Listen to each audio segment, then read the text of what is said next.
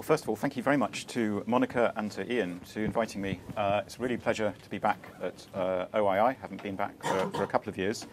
And I'll make a sort of few disclaimers, first of all. Everything I say is in a purely personal capacity. I'm not affiliated with any organisation currently. And I particularly want to dissociate myself from Microsoft positions. I was with Microsoft for 9 years, but as will probably become apparent, I have very little time or respect for Microsoft's activities in privacy, and I don't want, as it were, my positions at all to be conflated with whatever Microsoft is saying today. And I'm sure the feeling is mutual. Can I just ask, in the audience we have today, how many people are there from the US? And how many people from Europe? And how many lawyers have we got? Okay. And how many people are really specializing in privacy or surveillance issues? Okay. So there will be quite a lot of law, both European law and US law, in what I have to say. So do stop me. If it's really quite a dense presentation, and if I am losing you, please stick up your hand, stop me, and ask an explanatory question. That's fine.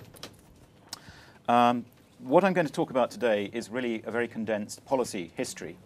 But I want to sort of tell the story of some of the backwaters, particularly of UK and UK's role in surveillance and privacy policy worldwide, through the lens of what I call some basic dichotomies. What do I mean by a dichotomy? I mean really two alternate states of the world where there has to be a choice, where it's logically impossible for both states to exist, so one thing or the other thing has to happen. I find this useful as a way of thinking about policy as an advocate, because it sort of clarifies essentially what one is trying to achieve. It doesn't necessarily simplify the task of figuring out how to get there, or the strategies one adopts to figure out how to get there. But in a sense, if one knows that there is a basic dichotomous choice or situation to be resolved, then in a sense it forces one to think hard about which side of that razor blade one wants to sit on. So first of all, I'm going to look a little bit at the history of key escrow, the idea, the project by some governments in the late 90s and the mid-90s to try and ensure that not only was the use of encryption regulated, but that governments had a copy of the key. Then I'll look a little bit at the still current issue of data retention, traffic data, communications data retention, that is trying to retain metadata about a communication rather than the so-called contents of the communication. And then I'll look a bit about the area of rights for individuals, individual privacy rights under particularly European law versus US law. And then I'll look a little bit about the issue of identification, how we think about identity systems in society and online, and in particular the issue of whether or not everyone is going to have a single identifier or whether there'll be a plurality of identifiers that can be used in different contexts, and what the implications of that are for surveillance. Then I'll move on to the question of universal human rights, as it were, which apply irrespective and cannot be discriminated by nationality, or contrast that with the situation of countries where they have chosen to define rights which are linked to your nationality, and you categorically have different rights if you are of that country's nationality, whether or whether you're not. And then I'll try and wrap that up with and in fact get through this as quickly as possible to talk about some of the issues in surveillance of cloud computing, which is, I guess, the main reason I'm not with Microsoft any longer, and also the focus of my current work.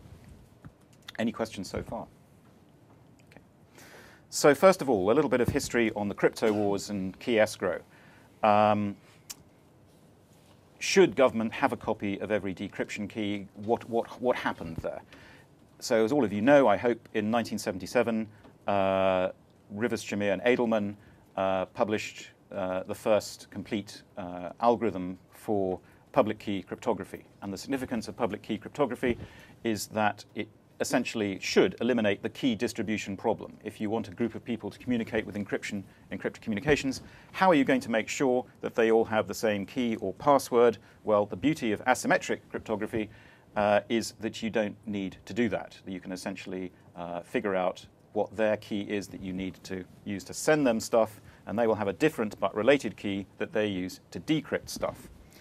In fact, this discovery was made earlier in Britain by mathematicians at Government Communications Headquarters, GCHQ, Britain's equivalent to the National Security Agency in the US, round about between 1969 and 73, but of course they kept it secret.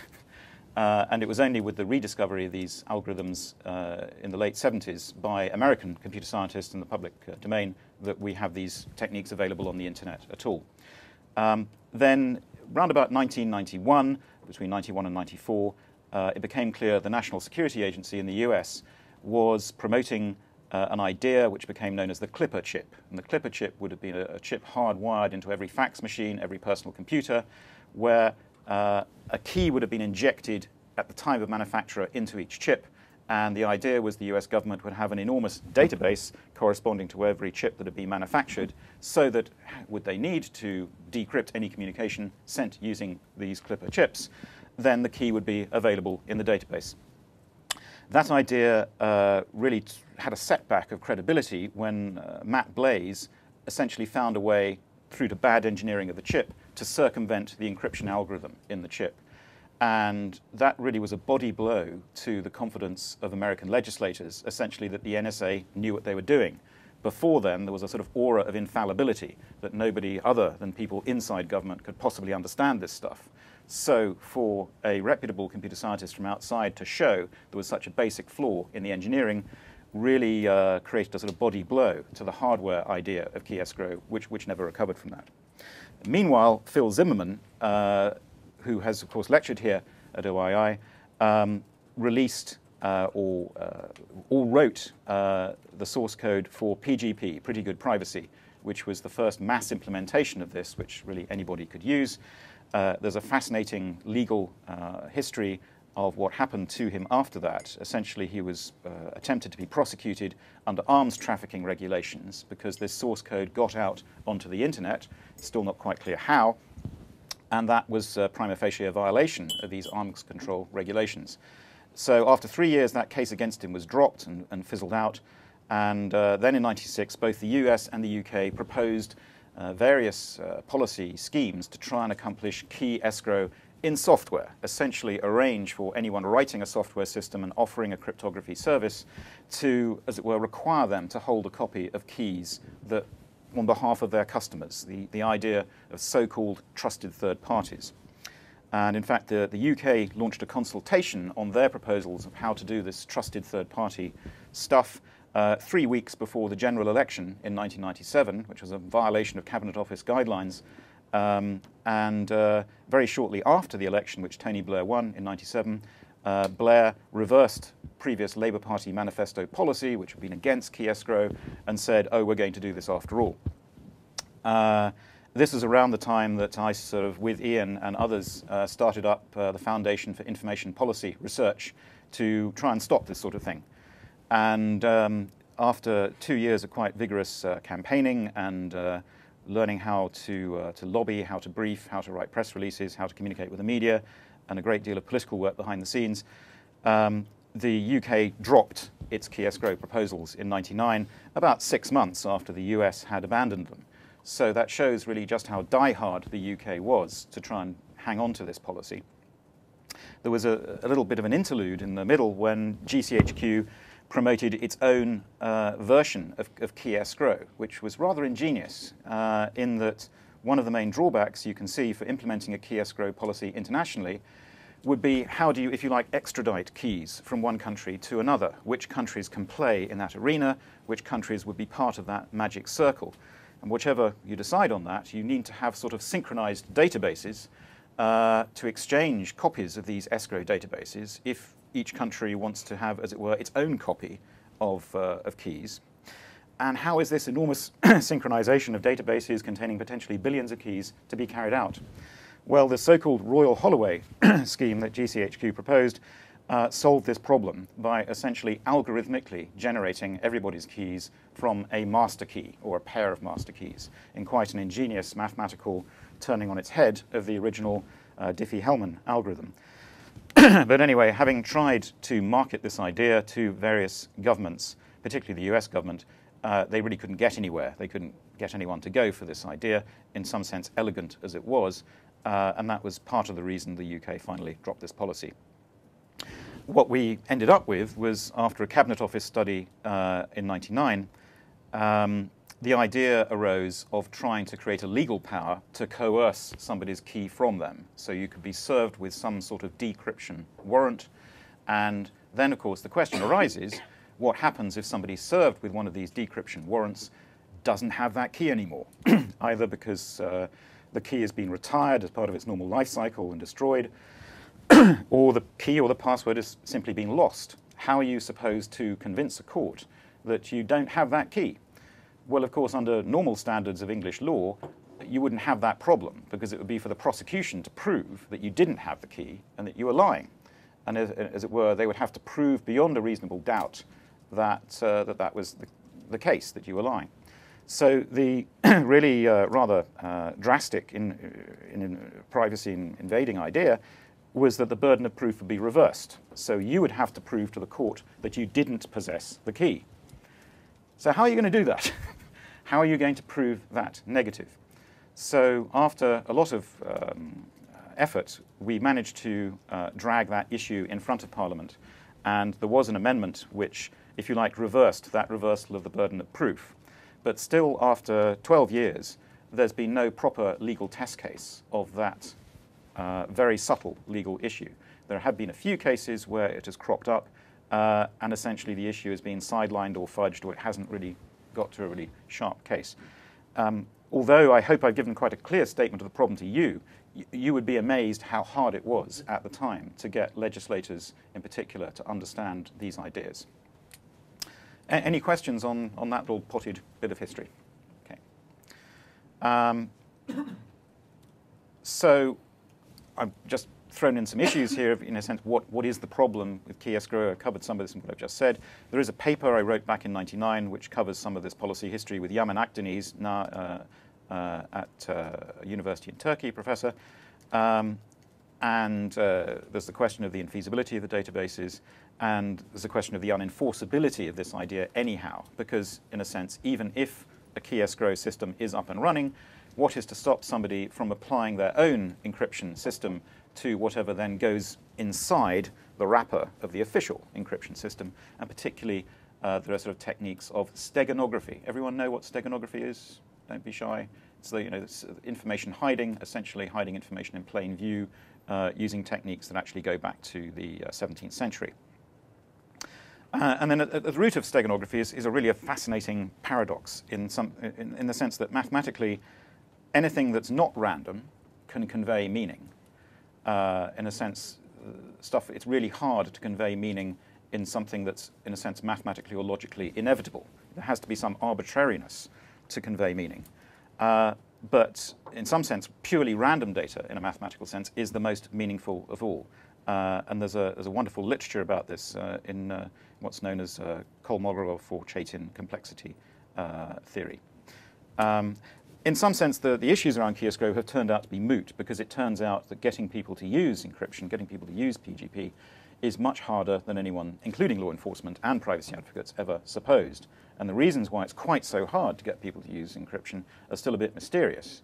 And it may be that, in a sense, there's something in the mind of non-geeks where the idea of asymmetric encryption, using a different key to encrypt and decrypt, it just doesn't compute intuitively.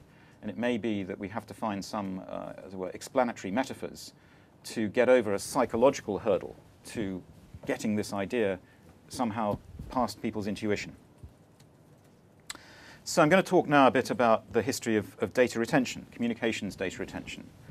And this is the idea that when you make a telephone call, or you send an email, or you visit a website, is your internet service provider going to have installed a black box which is looking at that flow of packet data and maybe going into that flow of packet data using deep packet inspection?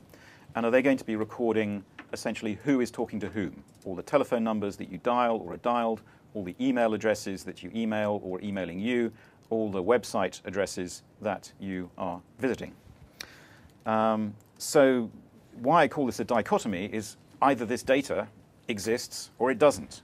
There really isn't any halfway house. If the data exists, then that data can be got at for various legal purposes. If it doesn't exist, all of these questions are moot.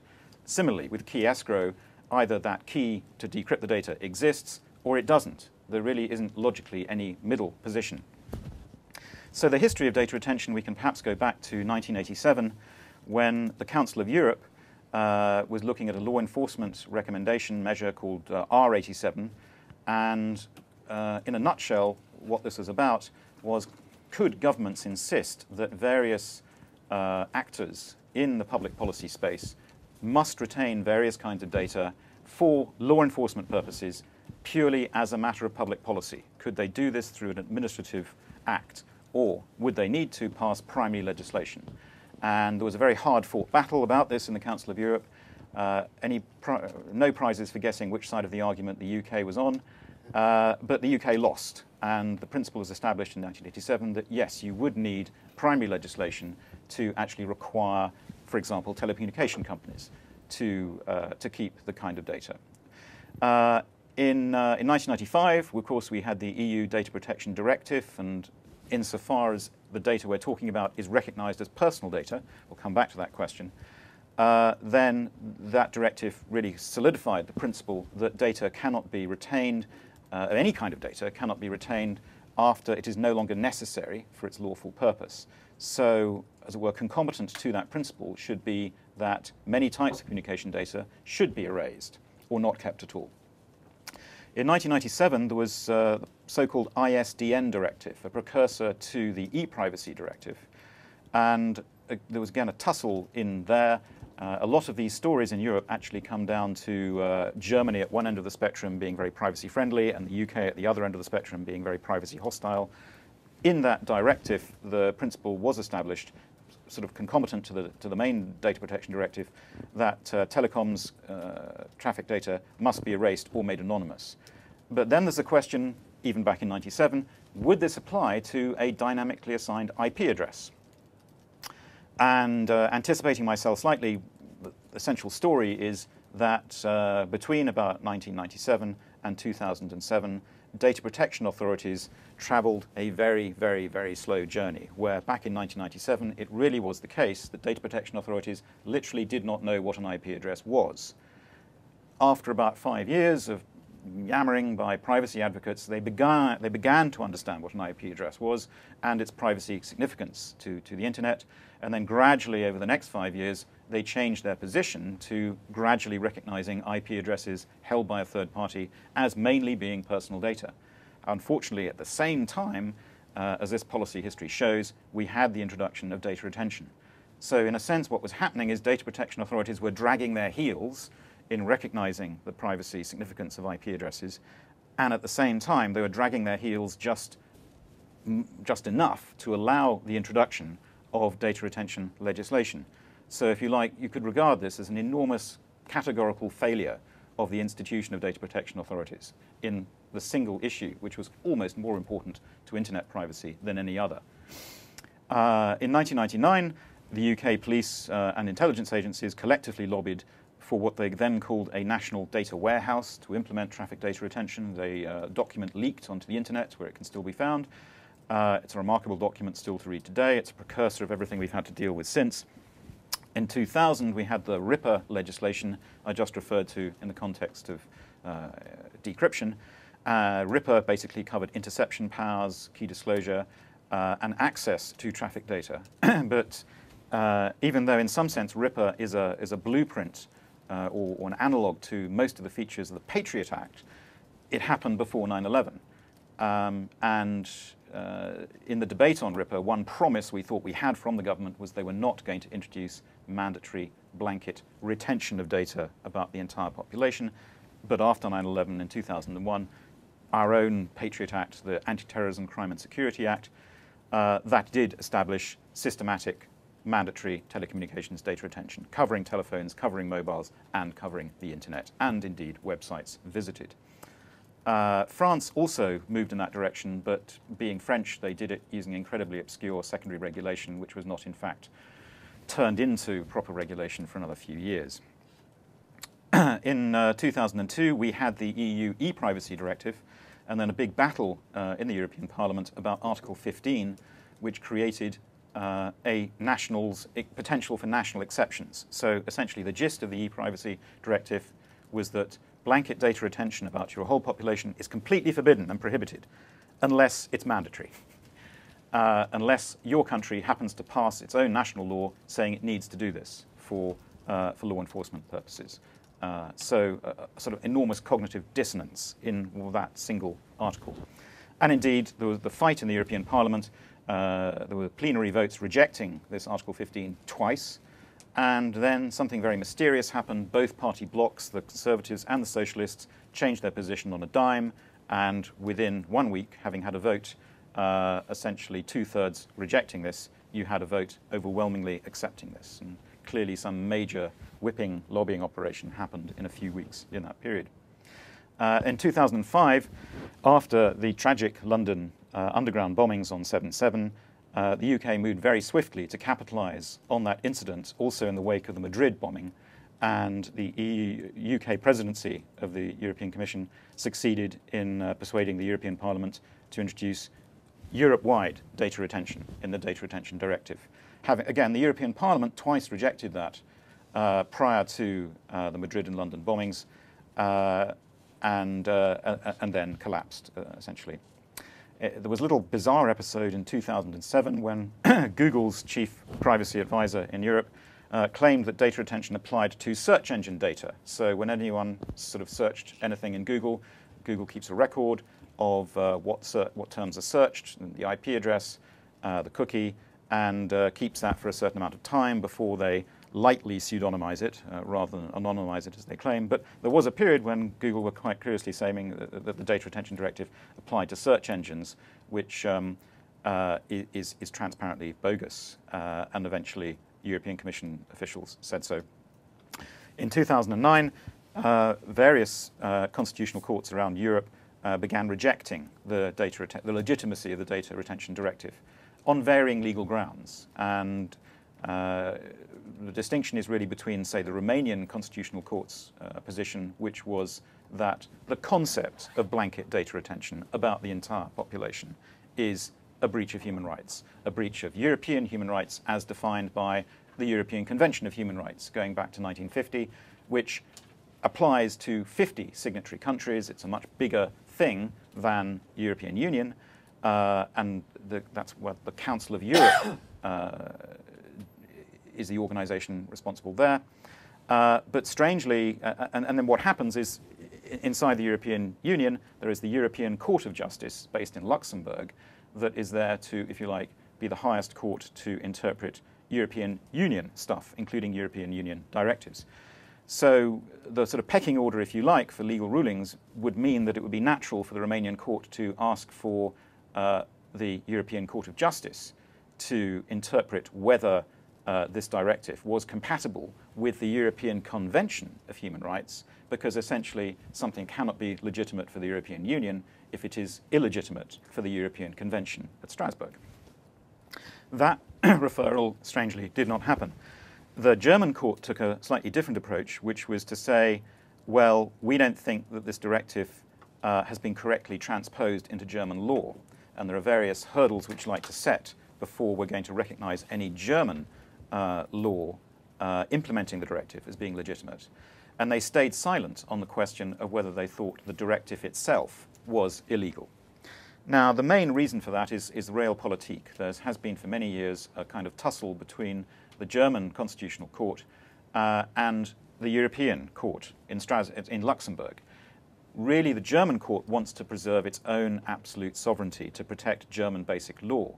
And they are afraid that if they were to refer some such case to Luxembourg, they would be, as it were, implicitly admitting the supremacy of Luxembourg as a court. And they didn't want to do that. They haven't wanted to do that in other cases.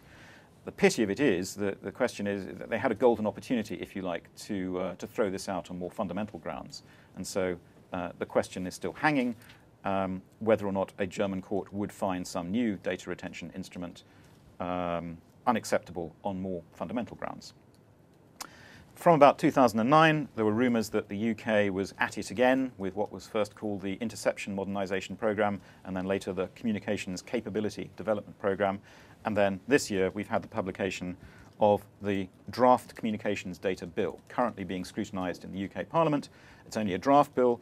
It essentially does require internet service providers to install black boxes which would capture through deep packet inspection your interaction with Facebook, with Skype, with other sorts of third-party services to try and capture this data about who is talking to whom on a social network, on a voice over IP, telephony network, on really any third-party service. And it also includes provisions to do distributed data mining. So these black boxes are not simply capturing data, they're also responding to distributed database queries and allowing those queries to be farmed out for distributed processing, and then the intermediate results, as it were, hauled back for final synthesis. This is very similar to those who've looked at cloud computing software architectures to something like MapReduce, the sort of functional programming technique underlying the way a lot of the way Google does calculations in its cloud. So that is a fairly mind-blowing bill. It is the like of which we have not seen really in China or Iran. There is no legislative comparison to setting up that sort of domestic mass surveillance traffic analysis machinery in any other country. Caspar, do you think China does it anyway, just without a law? Do you think the NSA does it with all of the surveillance stations they have throughout the US? Well, things have changed a lot in China in the past 2 years, and certainly China's very, very much hardening its approach and formalizing its approach. But I did notice that about a month after the Communications Data Bill was announced, China did make some sort of press release saying we're going to do this too. So there definitely is a sense in which the UK, as it were, provides legal cover for repressive regimes who would then like to put this on some sort of lawful basis, supposedly. But of course, one doesn't really know what is done in non-democratic countries, because there is no way of finding out other than whistleblowers. So again, I've covered some of these what's the problem issues in my remarks so far, but to summarize, there are a few papers there which you could look at. I wrote a paper about this back in 2002, and then scholars at Leuven University particularly have written about this, as has Paul de Hurt in Free University of Brussels. Paul de Hurt, in particular in 2005, a critical reading paper, I think that's well worth looking at, because there he starts to address some of the realpolitik realities of what it would take for the Strasbourg court to reject the principle of blanket data retention, and pointing out that it really would take a very gutsy set of judges to shoot down what essentially law enforcement has been aspiring to for more than 20 years. Anyway, that's enough of that. I think one of the core points about surveillance of traffic data is, and increasingly now there's computer science papers which can show that just by looking at the topology, the connections between individuals and the dynamic patterns in those connections, without any knowledge of content, you can infer sensitive personal data categories, like sexuality, like political views. And in a sense, you don't really need to know really hardly anything about the content to make very, very fine judgments, scarily accurate judgments, about people from traffic analysis alone. Really, I think the intelligence world has known this for 20 years, 50 years, 100 years almost. But it's now, I think, fairly well established in contemporary computer science privacy studies. Unfortunately, this message still has not got through to the legal world. And in the legal world, an interpretation of human rights treaties, still the de facto position is that somehow traffic data is supposed to be less privacy invasive than the contents of an email, for example. And categorically higher protections apply to accessing content than traffic data in a very serious way. So if you like, this is one of the main legal changes of view that has to be accomplished through advocacy over the next few years. So I'd like to talk now about some basic questions in what rights exist for individuals under data protection, under privacy legislation.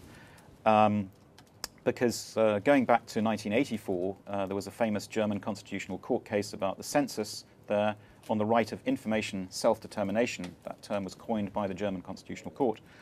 In some ways, you could look at information self-determination, although surprisingly little has been written about that term as such, you could think of this as very similar to Alan Weston's concept of privacy as control, going back to the late 60s in the US. And there are certainly strong analogies. I actually had the opportunity to ask Alan Weston about whether he was aware of any connections between these two ideas a couple of years ago, and Weston said no. He didn't know where the German court, as it were, got this idea from, or whether it had explicit connections with his work, which I find interesting. Clearly, in Europe, we have, since really the Convention 108, the Council of Europe, 1981, we have binding rights to access personal data, to delete it, to see it is deleted under certain circumstances, to make sure it's corrected if it's erroneous, and in certain circumstances to be notified at the time or before it is collected. And this was very much consolidated and toughened up in the 1995 European Directive. Going back to 1974, the Privacy Act in the US gave most of these rights to US citizens, but only in respect of the way that federal government processes data. And the Privacy Act contains essentially the sort of possibility for Swiss cheese, in that you can punch all sorts of holes in that Privacy Act through subsequent legislation. So there's really not much left, if you like, now of cheese. It's now mainly the holes left behind after 3 decades. And there was an episode in US policy history when there was going to be a horizontal law for the private sector, also to follow up from the Privacy Act. Now, what happened really was that got derailed. Nixon was positioning himself to be the great champion of privacy of the American people, and then Watergate intervened. And so we then moved into this regime of so-called notice and choice, where fair information practice principles are not mandatory in the private sector. The FTC actually did a consultation on a possible right of access to data back in 2000, and it still makes good reading, but ultimately they rejected that idea because of the difficulties of ensuring authentication of the data subject, and that people would not be able to spoof access to another person's data, and they regarded that as being too costly back then. And now, in 2011, we have the proposal for the new EU data protection regulation, which does include explicit rights for data portability in electronic form, the right to be forgotten, which is a sort of strengthening of the old idea of a right to deletion, and stronger access rights as well. But in practice, I've made it my business to go around trying to exercise my rights to access data in various European jurisdictions, particularly the UK, from different parties. And it's amazingly difficult to exercise your access rights in practice. It takes quite a long time, 1 month, and you have to pay money for it at the moment. And typically what will happen is, in any kind of grey area case, you will end up having to make 4 or 5 exchanges of letters with the data controller, where they say, what data? We don't know about that data. And then you say, yes, you do. Here's some evidence that you have this data. And say, oh, that data. Oh, do you think that's personal data? We don't think that's personal data. And so it goes on and on and on. And then you can appeal to your data protection commissioner. Unfortunately, the UK data protection commissioner, the information commissioner, is, well, I better not go there, actually. Otherwise, I'll be very rude indeed on camera. But we don't have a very good data protection commissioner in this country, and we never have had. So an unresolved question, really fundamental to the right of access, and again, I regard this as a dichotomous issue, because either you do have a legal right, an enforceable legal right to access your own data, or you don't. Again, really no middle ground on this. What data is considered identifiable? I mentioned previously the issue of an IP address. Clearly, if some website is collecting the IP address and logging that in a file, whenever you ping that website, whenever you hit that website, well, who knows who has that IP address at a particular time? Well, after data retention, your internet provider knows that, because the internet provider is required to keep these logs associating that dynamically assigned IP address with your subscriber account information. So another way this issue has been referred to in the literature is whether data should be considered directly or indirectly identifiable, or alternatively whether there is an absolute or a relative concept of identifiability. And you can see it's a very basic issue. Now, in the European Directive, going back to 1995, I've been able to uncover from accessing some of the original travaux préparatoires that this issue was deliberately fudged. When the European directive went into Parliament in '94, there were 2 articles dealing with the definition of personal data, and the second article talked then about the depersonalization of data, which would then render it outside the scope of the directive. What we wound up with was an article which defined personal data in quite broad terms, but then a recital, a bit of the preamble to the treaty, recital 26, which described then what you'd have to do to data to anonymize it, and thus take it outside the scope of the directive. And unfortunately, this most crucial term of art in the entire apparatus, personal data, if you fudge the definition at the outset, well then none of this other directive can be expected to work anywhere else on the internet. And that is precisely what happened. So you can think of this, if you like, this finessing of ambiguity in recital 26 as being just a massive case of regulatory arbitrage. And indeed, Schwartz and Reidenberg, 2 of the best-known US scholars on European data protection regulation, wrote a policy study for the Commission back in 1998 where they identified this potential for regulatory arbitrage in terms. And that is precisely what we've seen. Essentially, in Anglophone or UK and Ireland, in particular in the European Union, of course, Ireland, where all the data centers are, IP addresses are still not considered to be personally identifiable because they cannot be, because the way in which the directive was transposed into British and Irish data protection law, the Irish copied the British, as they often do, is that IP addresses are not considered to be personal data simply because they do not incorporate 4 words from recital 26, where recital 26 talks about data can be rendered anonymous if it's likely reasonably identifiable by the data controller or by any other person. And by leaving out those words, or by any other person, the UK and Irish essentially effectively made indirect identifiers like IP addresses and cookie identifiables outside the scope of the directive. And there's a lot of crocodile tears from the data protection commissioners in the UK and Ireland at various stages saying, well, yes, I suppose you have a point, but what are you going to do? You know, we're creatures of law, and our statute law says we can't consider these things as personal identifiers. And that sort of those crocodile tears have been shed by both commissioners really for 10 years on this issue. And now it's all happening again.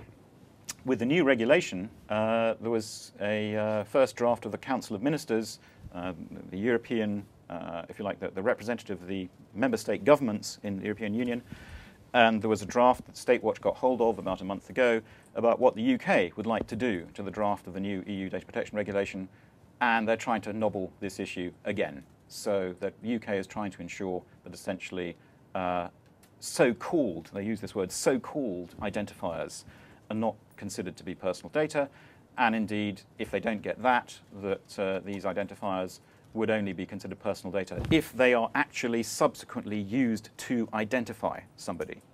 So if you like, the whole protective aspect of data protection as an all-encompassing system where you're trying to foresee privacy risks that might arise, all of that would, of course, be blown out of the water were that UK position to be followed. So that brings me on to the question of unique ID and electronic identity systems in government.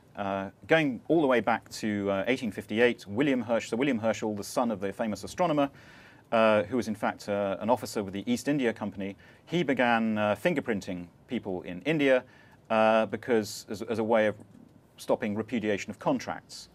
In 1943, as everybody knows, inmates of Auschwitz had tattooed numbers, serial numbers on their forearms. What people probably don't know is that the source of those numbers were the punched cards from IBM Hollerith machines, which were originally used to classify and sort victims to be sent to the death camps. In 1947, Sweden introduced its own personal identity number for rationalizing its administrative systems of government. In 1978, there was a French proposal for an EID card, which was then cancelled, but it led to the creation of the first French data protection law in 1978 and the creation of the French Data Protection Authority. And in 1985, there was a big campaign against the idea for an Australian EID card. And indeed, that was a battle which Simon Davis of Privacy International fought and won and led to the foundation of Privacy International. In 1992, David Chaum, arguably the most important computer scientist there's ever been in the science of privacy, who invented mixes, who invented blind signatures. He wrote an article in the Scientific American proposing how to use some of these very advanced techniques in cryptography to devise a privacy-friendly system of e-government. And if you go back and read that Scientific American article, Chaum really anticipates almost all of the contemporary debate we've had in the time subsequently. Unfortunately, nobody really listened to Chaum, nobody could understand what he was talking about, and still today, the techniques that he proposed in blind signatures, which we probably now call private credentials or anonymous credentials, they're still really not understood outside a tiny sphere of computer scientists and one or two policymakers around Europe.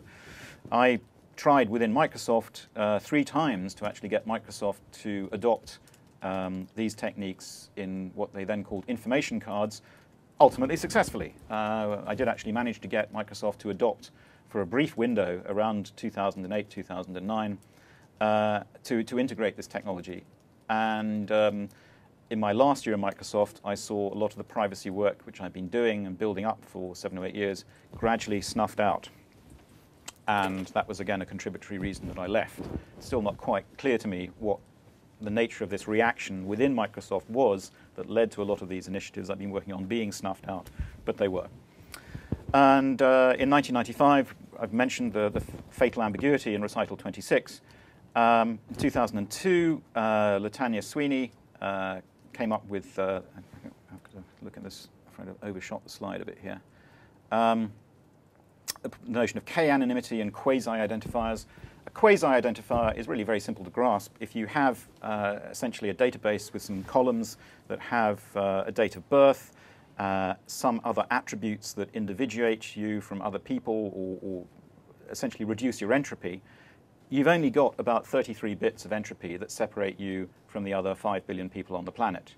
So essentially, any bits in any database field that serve to knock off one of those 33 bits of entropy, when you've scratched out 33 bits, you're identified in any sphere, in any field, in some sense.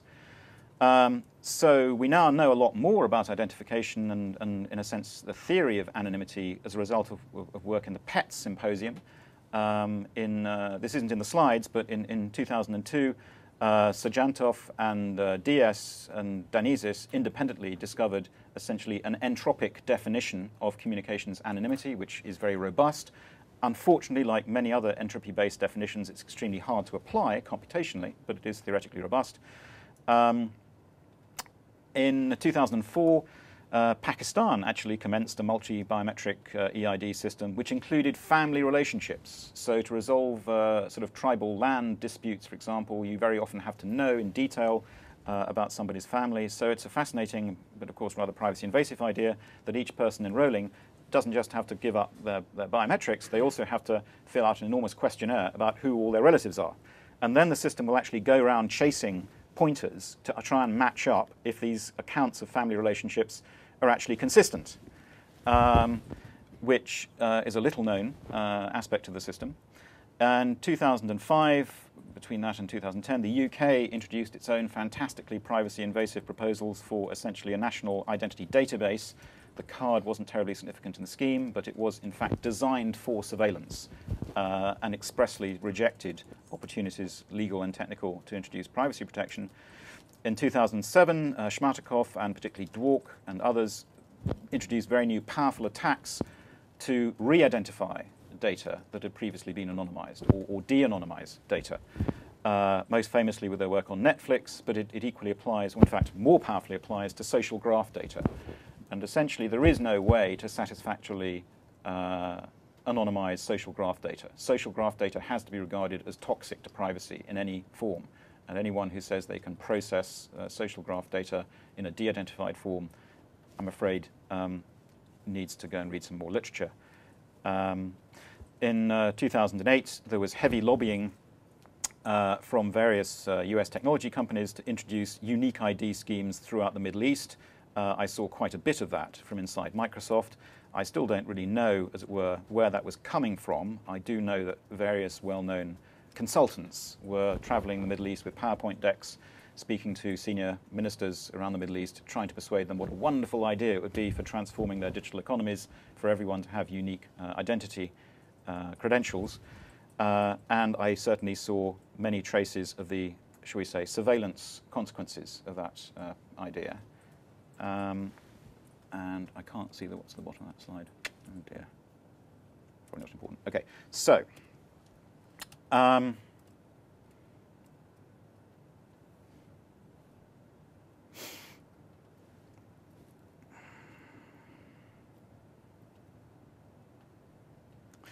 pseudonymity, I've really said most of this already, but in a sense there's two types of ambiguity over pseudonymous identifiability that crop up, for, say, in this recital 26 issue. One issue is, in a sense, is there a lookup table somewhere where the real identity corresponding to this pseudonymous identifier exists? Passport number would be an example, so would a credit card number. A cookie would be an example if you've registered your real identity on the website that's actually dropping that cookie on your machine. And of course, we discussed IP addresses. And then the other end of the spectrum is statistical re-identification, using techniques like Schmartikov and Netflix and intersection attacks and auxiliary data. So depending how, it may be trivial, it may be hard, but you're essentially having to do some statistical work to re-identify. And so you can regard these as actually two ends of a spectrum. And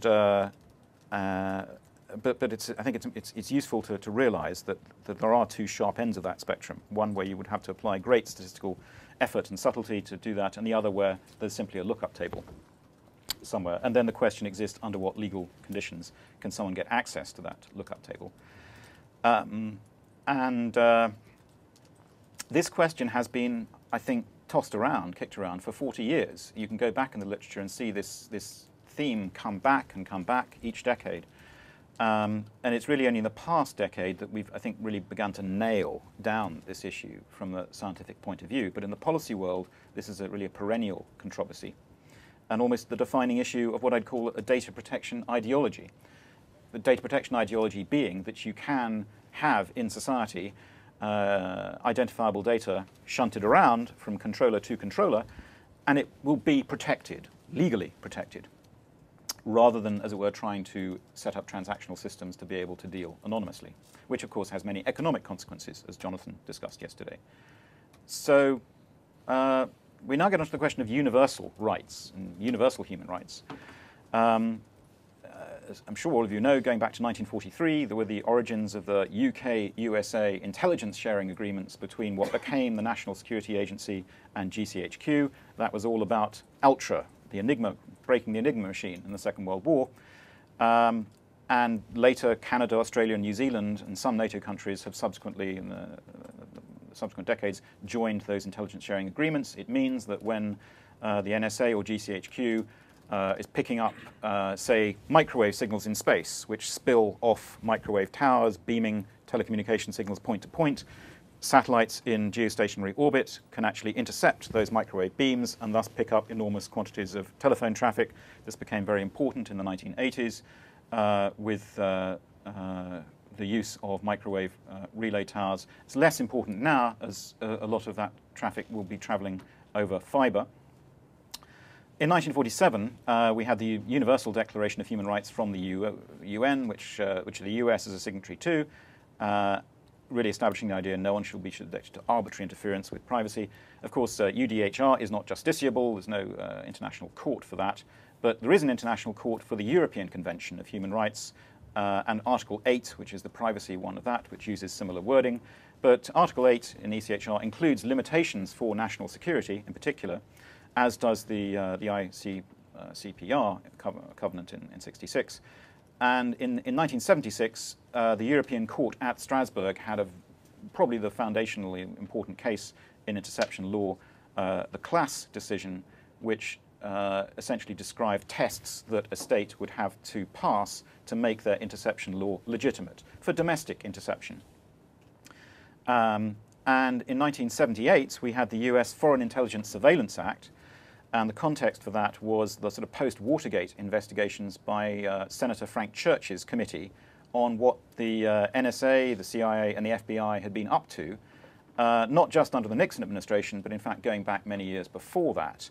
and various code names of domestic surveillance operations, Chaos, COINTELPRO, Shamrock, all of which involved US intelligence agencies and law enforcement agencies having spied on Americans in ways which were publicly unacceptable, politically unacceptable when exposed publicly. So essentially the bedrock idea in FISA was to create special protections for US persons. A US person is a US citizen or a green card holder, effectively, a permanent resident, permanent lawful resident of the US. And then in between 2001 and 2008, after 9/11, that there gradually came to be exposed what we call the warrantless wiretapping scandal, which essentially arguably breached these protections under FISA. In other words, arguably in various ways we'll discuss, the NSA, which reputedly had then been quite conscientious after sort of FISA was passed in 78 up until 9/11, depending which books you read, either the NSA was asked to do warrantless wiretapping in ways which breach FISA, or indeed they may have volunteered to the White House to begin doing this after 9/11, perhaps out of some sort of sense of guilt that they had been too punctilious beforehand, in some sense. So this warrantless wiretapping affair burbled along from having been exposed by some whistleblowers around about 2004. The New York Times sat on the story for a year, but then broke the story in 2005. And then over the next few years, Congress tossed around what to do about it, and there was an intermediate legislation in 2007 called Protect America, and then it was all sort of reconciled on a bipartisan basis just before Obama got elected in the Foreign Intelligence Surveillance Amendment Act of 2008. The way that US legislation numbering works, this is also now known as FISA Section 702. But the section originally passed was 1881A. It's about procedures for targeting certain persons outside the US other than US persons. So essentially a big surveillance gun aimed at the rest of the world. And what it does is authorize mass surveillance of the rest of the world's cloud data. So in between the Protect America Act and this act which made it permanent, FISA 2008, there was an extension, incredibly important extension, which nobody noticed. There was some discussion and analysis within domestic terms of Protect America and its effect on communication surveillance. But what nobody noticed is that in this section, which is a wholly new addition in FISA, aimed at the rest of the world, it covered what are called remote computing services. Remote computing services were actually defined in an act in 1986, but it defines what we would call today cloud computing. And for the first time, this application to remote computing services, as well as communications, was shoved into FISA. So why this matters is when, in 2008, you had coming together for the first time three elements. Firstly, this targeting of non-US persons. Secondly, this definition of foreign intelligence information, which I'll discuss in a second. And thirdly, the extension to cloud computing. So it is true that US law for mass surveillance of the rest of the world's cloud data has already happened. That ship sailed in 2008. And amazingly, nobody noticed. Foreign intelligence information has a different meaning depending on whether you're talking about a US person or a not US person. And if you're not a US person, then there's a lot of limbs to the definition, most of which talk about terrorism and sabotage and subversion and so forth. But one limb of this is simply information with respect to a foreign power or foreign territory that relates to the conduct of the foreign affairs of the US. And when you look up the definition of foreign power, it just means a foreign-based political organization. It doesn't even have to be a political party. So essentially, this information is broad enough to apply to purely political surveillance of ordinary, lawful, democratic activities in society. There doesn't have to be any relation to criminality, to terrorism, to sabotage, to any of the things, the sort of four horsemen of the apocalypse, which are brandished normally to justify this sort of thing. And, of course, if you relate that to the case law of the European Convention of Human Rights, this kind of purely political surveillance, if it was conducted by a European government on its own citizens, would be totally unlawful. Not really utterly clear from many, many cases. So we have this enormous disparity where at the moment, of course, the provisions in the new European Data Protection Regulation, which are being designed to apply to cloud computing, and other things being equal, in various senses, all of these mechanisms which could be used to legitimate the export of European data into US clouds would be vulnerable to this law. There would be no guarantees against this kind of purely political surveillance. So this is why it's been the focus of my work for several years now, and I made a speech to Microsoft senior management about these issues around March 2011, and 3 months later they fired me. That's in a sense why I'm out of a job at the moment. However, it's such a relief to be out. Boy, anyway. So I think this is kind of interesting for the whole sort of cloud computing privacy situation. So again, I've summarized some of the big issues to focus here. I talked about those already. And we've still got a little time left. I want to have some time for questions. I put in a little bit here about essentially some of the academic aspects of how surveillance studies are theorizing. In the literature, there is a strange absence of any serious philosophy of privacy. You can go back to 19th century and 17th century and even classical philosophy. And there's actually been very, very little written from a purely philosophical point of view about the nature of privacy. In contemporary studies, I've mentioned Alan Weston's sort of seminal work in the 60s and the 70s, and in Europe, I mean, the original textbook on data protection from 75 is by Hondius. But all of this work on information privacy and data protection essentially predates the internet, and indeed predates knowledge or availability of asymmetric cryptography, and certainly any of the subsequent computer science of anonymity, as we understand it. So, we have, on the one hand, this mantra that information privacy law must be technology neutral. But when you look at the technology in the computer science, it's just totally obvious that it cannot be technology neutral, because we understand some scientific facts now about the nature of privacy. And nothing in data protection law, and unfortunately nothing in the culture of the legislation of data protection, comprehends that, really comprehends the science. There's just a complete degree of ignorance by European data protection authorities. You can count up that there are about 2,500 data protection authority officials in 28 odd authorities around Europe. And from my time on the road over 10 years, I can tell you that the number of those officials who have anything like a postgraduate competence in computer science security, let alone computer science privacy, is fewer than 1%. Now, if we contrasted that to something maybe like airline safety or airworthiness certification, if you had an authority that was in charge of laying down standards for whether aircraft are airworthy, whether aeronautical equipment and electronics, is fit for its purpose. If you said that those authorities should be staffed 99% by bureaucrats and 1% by engineers, you might think that's a very strange way to do your regulation. But that is precisely the situation we have in information privacy around Europe. They are essentially bureaucratic institutions who not only know nothing about technology, they like it that way, because it means that they don't have to understand any of the difficult science that's really emerged, particularly in the past 10 years. From the School of Surveillance Studies and Sociology, of course, there was a seminal place for Michel Foucault reviving the concept or rediscovering the concept of the panopticon in Discipline and Punish. James Rule did very important work, sort of field work in his book in 1975, Private Lives and Public Surveillance, actually examining the bureaucracies of surveillance in modern government organizations. And then in the 90s, we had a sort of a fight break out, really, between Gandhi and Lyon about whether an electronic panopticon was actually the best method for analyzing surveillance studies. And Lyon is certainly of the view that that is not the case. Lyon is a sort of anti-panopticist in most of his work for the past 15 years. And I guess he has a view that, in fact, sort of secretly, psychosocially, we love Big Brother.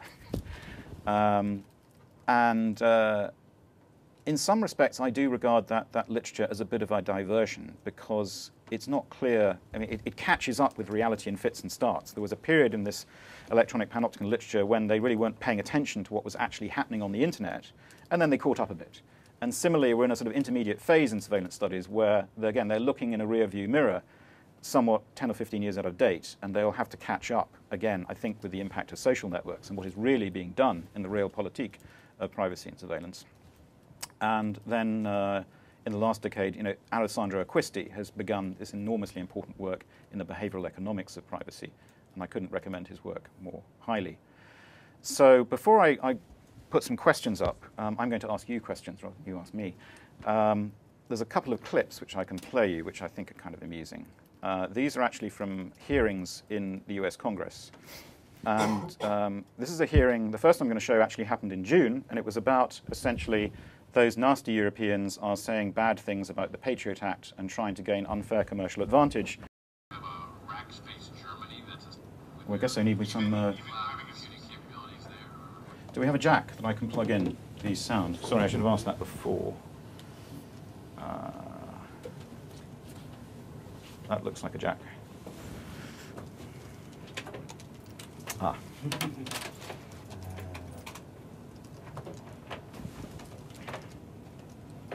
Arthur, is there one up here? Oh, here it is.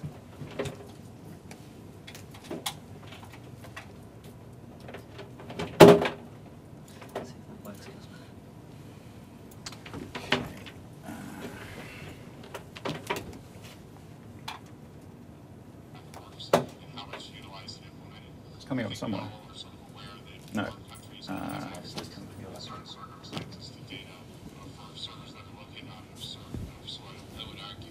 Can anyone hear that? Can we boost the sound? We can restart. I think. Okay. Restart.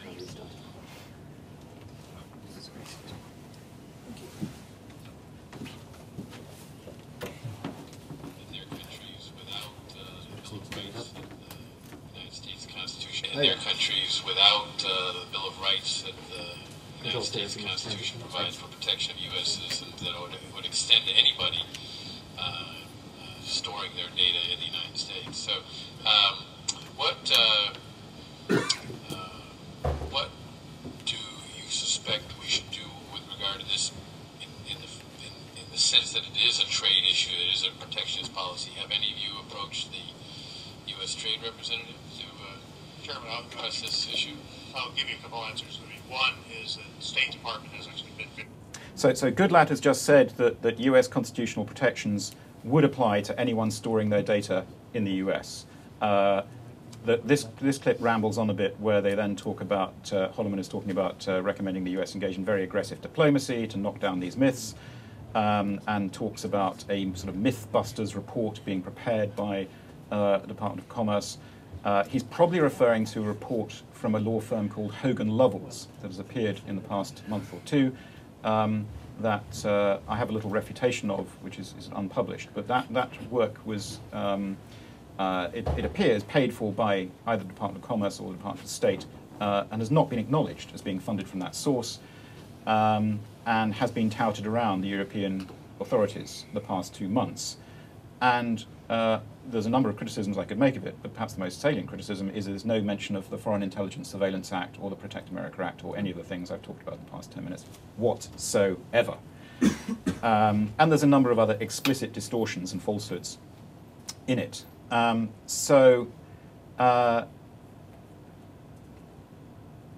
Holloman actually sort of goes on to say this. Mr. Holloman, on the subject of privacy, what are some of the privacy issues involved with cloud computing that we need to be aware of?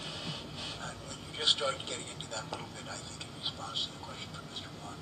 On the issue of privacy or piracy? Privacy. Privacy. Well, I think on the issue of privacy, one of the single biggest issues is going to be how we work in the context of the European Union, which is moving to adopt a data privacy regulation that will be, unlike a directive, this will be mandatory across all 27 member states. There's sort of an 18 to 24-month process in which that's happening, and that's going to require a regular dialogue with the U.S. government, both administration and U.S. government members of Congress, because at the end of the day, we have to have a regime that preserves the safe harbor, that provisions that currently have been negotiated between the U.S. and the EU so that data can be exchanged appropriately across borders. and that we also have to ensure that the Europeans do not adopt a privacy regime that's so restrictive that will have a de facto effect of blocking access by U.S. companies. And as you say, we've seen So that was, I think, very interesting and telling. At the end of the day, would block access by, he almost whispers, the US government. He's also expressly connecting safe harbor with the regime for cloud computing. So this was the Senate Judiciary Committee, and a subcommittee, a different subcommittee of the same committee, actually had a hearing about how FISA legislation, 1881A, the same section I've been talking about, might affect the rights of US persons. And they had this hearing about a month ago. So different subcommittee, same committee, spot the cognitive dissonance. So this is Jamil Jaffer of the ACLU, American Civil Liberties Union, talking about the effect, potential effect, if you like, the spillover effect on Americans. He's not talking about, if you like, what happens to the rest of the world, just about the impact on Americans. More about how the act has been used. In essence, this act allows the dragnet surveillance of Americans' international communications. Although it bars the government from intentionally targeting people who are overseas, inside the United States, it places virtually no restrictions on targeting people overseas, even if those targets are communicating with U.S. citizens and residents. The act's effect is to give the government nearly unrestricted access to Americans' international phone calls and emails.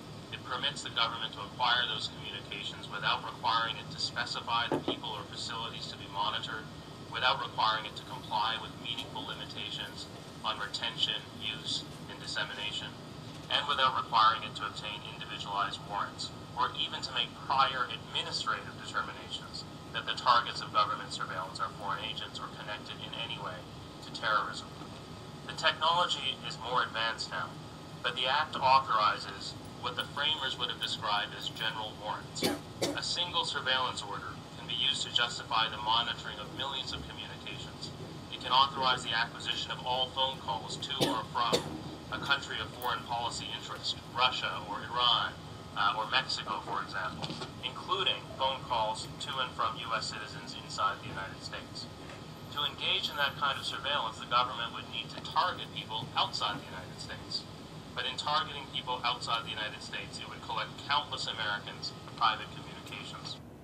So again, notice the context. In a sense, American NGOs have this tough problem, and there is no upside in arguing about the rights of non-Americans. I mean, it's just not part of the American political climate that you can get a serious hearing, and frankly, you'll be accused of un-American activities if you start banging on about the rights of foreigners. So, I'm not criticizing ACLU for not going there, but that's, as it were, the limited context in which one can discuss these things in the US.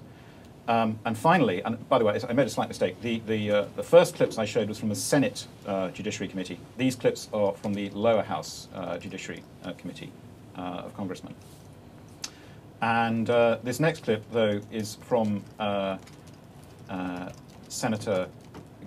Congressman Gowdy, who is a lawyer, and he's just cross-examining Jamil Jaffer about what he's just been saying.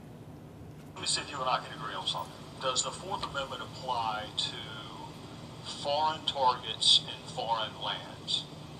I don't think that's the question presented by No. That's my question.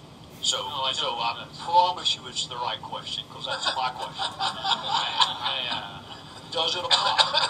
I don't think it does. When you say you don't think it does? Well, in the circumstance of this statute, I don't think it does.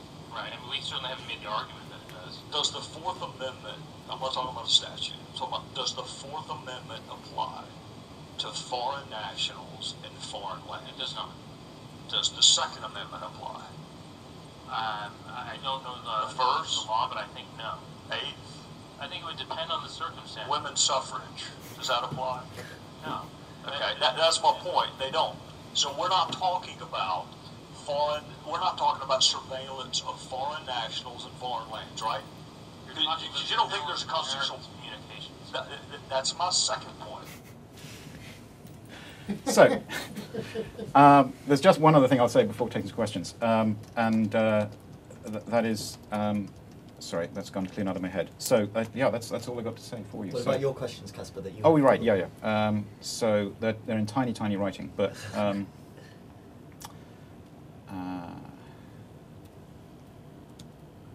So, I mean, some interesting questions. Why did escrow fail, but data retention succeed?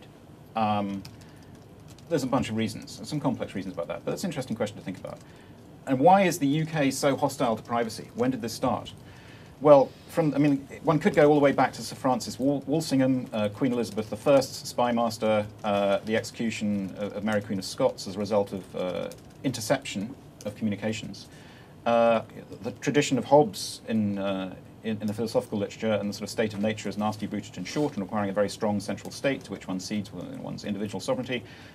Cromwell had a spy master called John Thurlow, and extraordinarily, intercepted letters from that time are extant in John Thurlow's papers.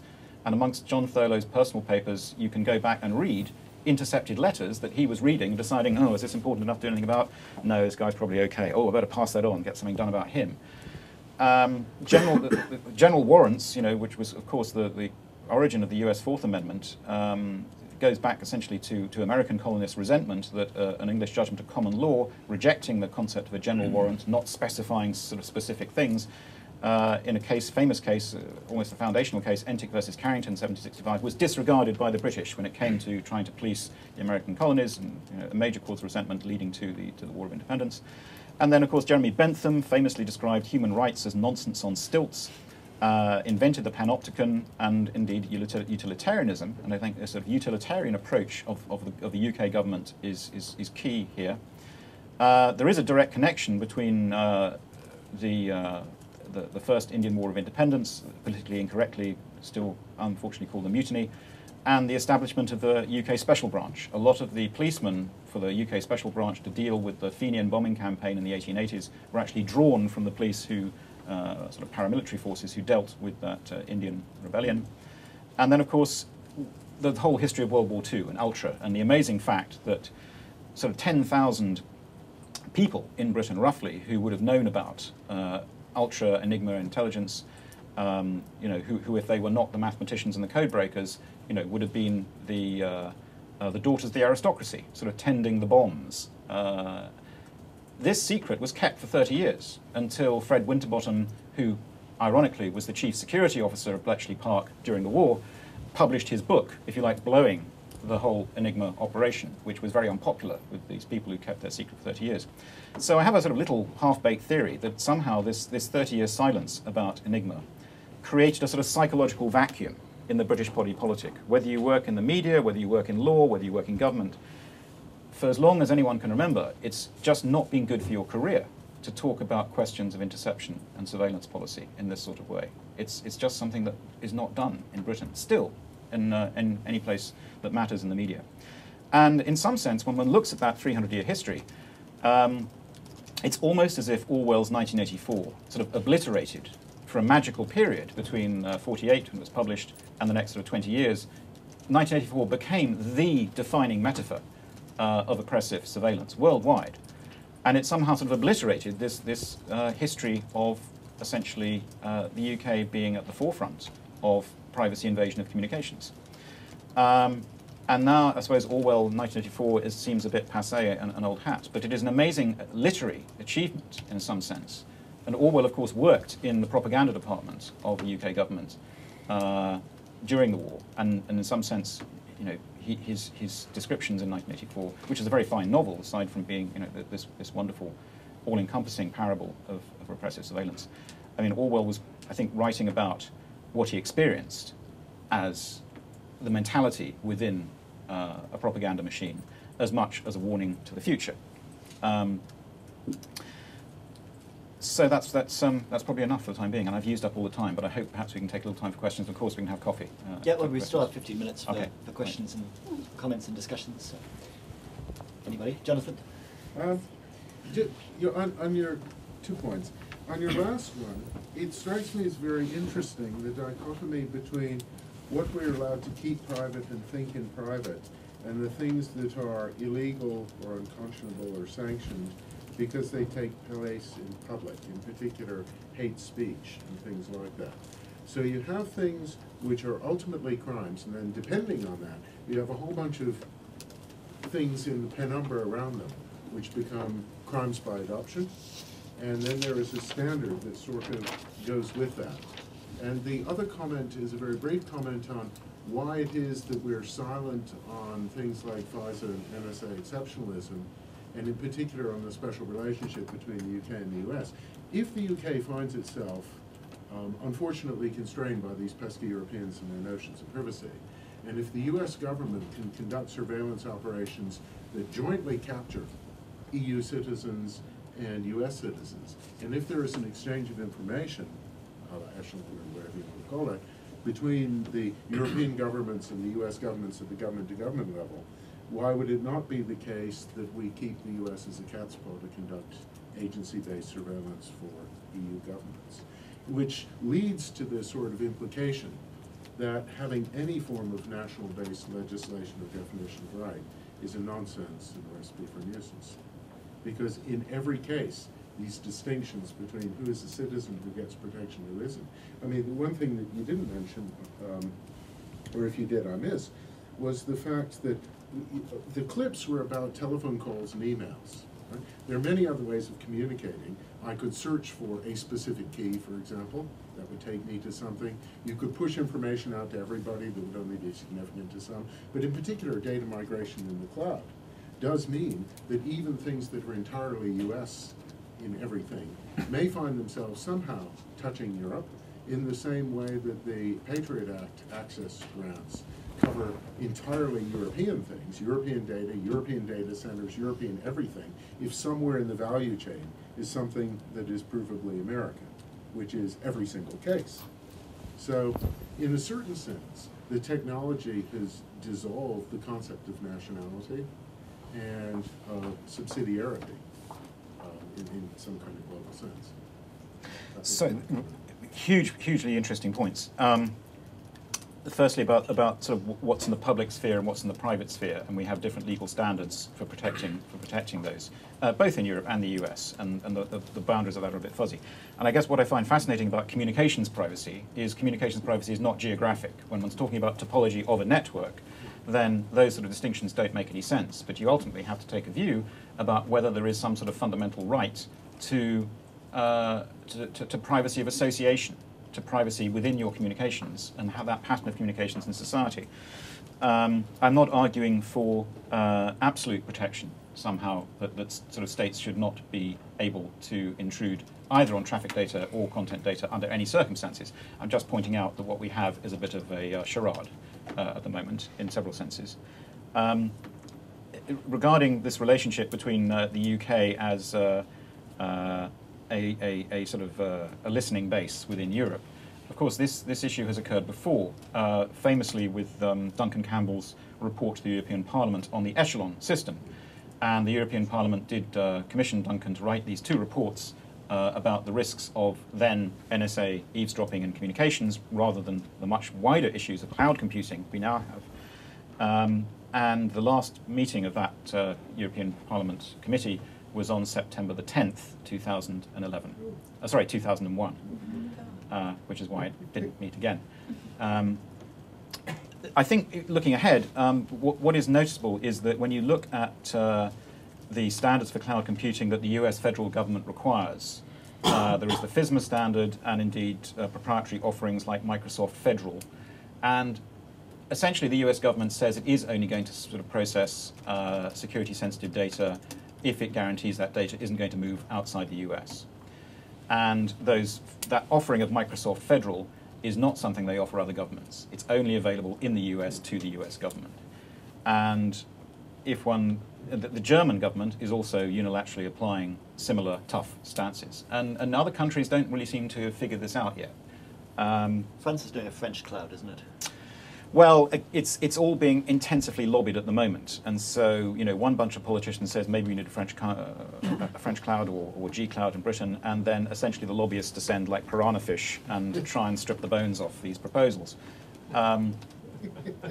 But what is interesting, for example, is that the NSA has its own version of Hadoop. They essentially took an open source stack to replicate a lot of the things that Google had pioneered and computer science had pioneered in Hadoop. But the NSA version allows for tagging and control of exactly where that data is going to flow physically. So to your point about has the cloud not, as it were, foreclosed these issues, I would say no. It's perfectly possible to design cloud architecture to confine data, not even physically just by data center, but actually in a more fine-grained sense. And indeed, the NSA has now open sourced the basic kind of software architecture you would need to do that, something of an irony. And Google is kind of pissed off by this now because it's kind of undercutting, and in some sense they're a hostage to fortune for what other governments might require Google to do. I can also talk about where Microsoft was on this as far as I knew. But I think in brief, I did talk about this with one of the great authorities on surveillance law internationally a while ago, particularly on the US side. And the view of this person, I won't say was, yeah, well, I guess I didn't realize the Fourth Amendment didn't apply to you guys. That's a pity. But look, how else are we going to find out what's going on in Iran? And my answer to that is Europe is not Iran.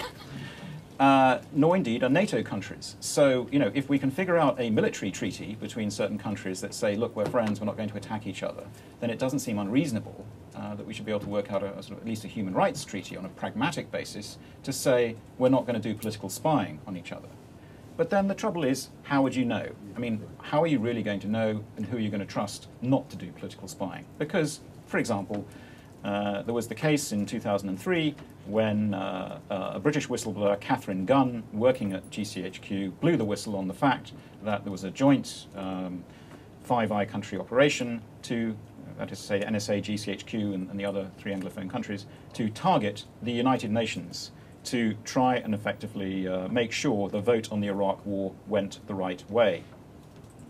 So I think everyone would agree that whether that's technically illegal under diplomatic and international treaties is a slightly complicated point. But I mean, there is no doubt that countries will target politicians or simply people engaged in ordinary lawful democratic political activity in allied countries. So even if you were able to hammer out a human rights treaty, then would you really want to believe that?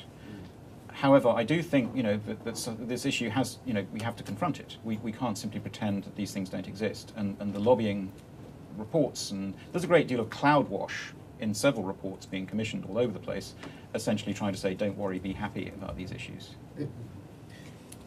We'll have one more final question here, and then we can talk over coffee as well. You can invite my okay, Chris.